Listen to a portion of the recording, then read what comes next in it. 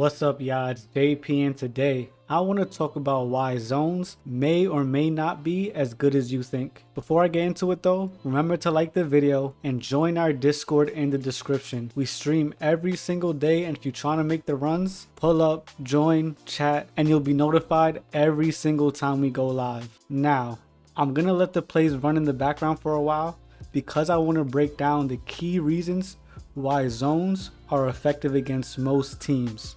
Now, number one, and probably the biggest reason why zone works, especially in this 2K, is because a lot of players cannot shoot efficiently. Zones take advantage by covering the ground and making sure they could also pack the paint when necessary and rotate on cuts, which leaves shooters open. But if you have a team that's not able to hit that shot, or players on your team, even if it's randoms in the rec, who can't hit shots, you're more than likely going to lose. The second reason I feel like zones can also be effective against certain teams is bad spacing on offense. Bad spacing makes it way easier for the zone to sort of crowd the court in a sense. So if all my players are cutting, bundled up in the paint on the same side of the court, things like that, then that zone is able to fully control and pressure you into not getting open looks. Now, the third and final reason why I feel like zone is really effective, especially in the rec, is because you have a lot of people who cannot make a read. For instance,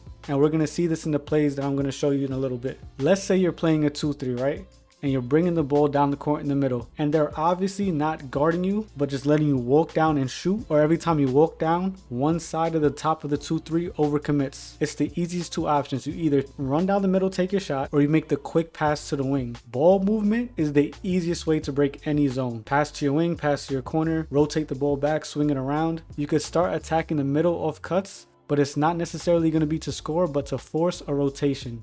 Alright, with those three reasons out the way, I'm going to break down a couple plays that sort of show you why zone is ineffective against better teams. So you see me bring the ball down the court here. Now look, on a 3-2, you have to be mindful. What they want to do is have either corner drop down on cuts, and the wing is going to slide down to the corner. So you have to be able to make that pass to the corner like this early, before he has time to rotate. I'm bringing the ball down, and again, I recently dotted my corner, right? So what I'm looking for is a really quick slip here before this corner defender in the zone has time to rotate. And we actually get it off, right? But what you're gonna see here is just 2K being 2K. My center hasn't beat, and what does he get? A layup. 2K, you know, it just happens sometimes, but that doesn't take away from the fact that this was an easy look just off one pass when I'm going against the zone. So you see in this play, now they're trying to run a 2-3. And this is my favorite part about 2-3s. When the top two defenders try to play the pick and roll like this, it's either going to be me getting open to this wing, or my half shooter coming down here is going to be wide open over here. But look, this is the issue. He reaches out, and because he's playing the corner, he's not moving to step up to me. So because this guy and this guy's playing the top of the zone really weird, which a lot of the teams do, they're giving up a wide open shot to a good shooter. And at this point, it's money.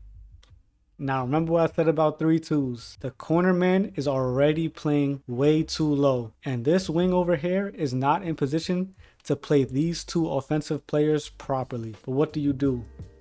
Bring the ball towards the middle, and once he slips, that's your sign to look for your corner shooter. This guy's in no man's land, falling asleep, and this guy's just pre-rotating down because that's his job in the zone. Wide open corner shot. Money. Now on this play, I actually wanted to give the zone props for taking advantage of the fact that I missed a lot of reads here. So what you're going to see, right? My center slips, and instead of making the easy pass to the corner, what do? Pass it here, and because it's the zone, he has time to rotate out. This guy could cover the dunk, and this guy could get back to me at the top of the key here. So my center tries to set an off ball. Doesn't really work as well. Now I'm covered, my center tries to slip again, and now it's an easier rotation here, and I make that pass late.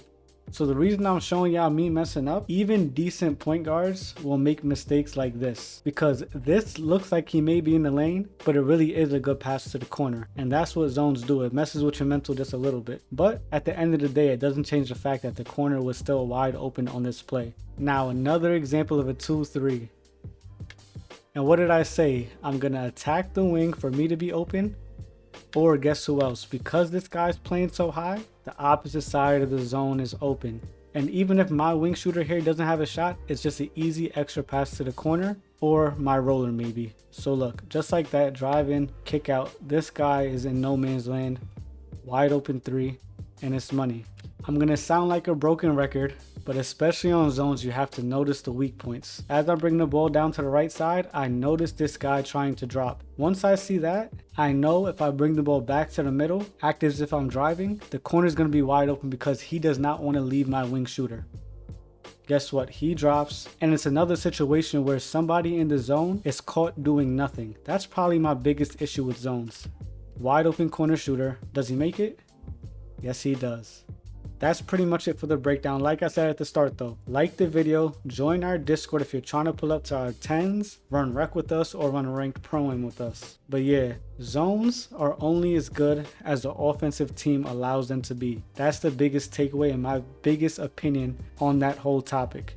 If you can make reads, hit shots, and space the floor, there's not a zone that's going to be able to stop your offense. But can the majority of players accomplish having all those three things at the same time? Probably not, which is why it works so effectively, especially in places like Squads Rec. But yeah, y'all, hope y'all enjoyed. Like usual, like, comment, subscribe, and I'm gonna see y'all in the next one. Peace.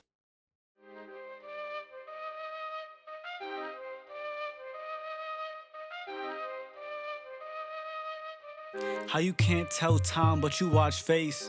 You're not on real time if you watch fake.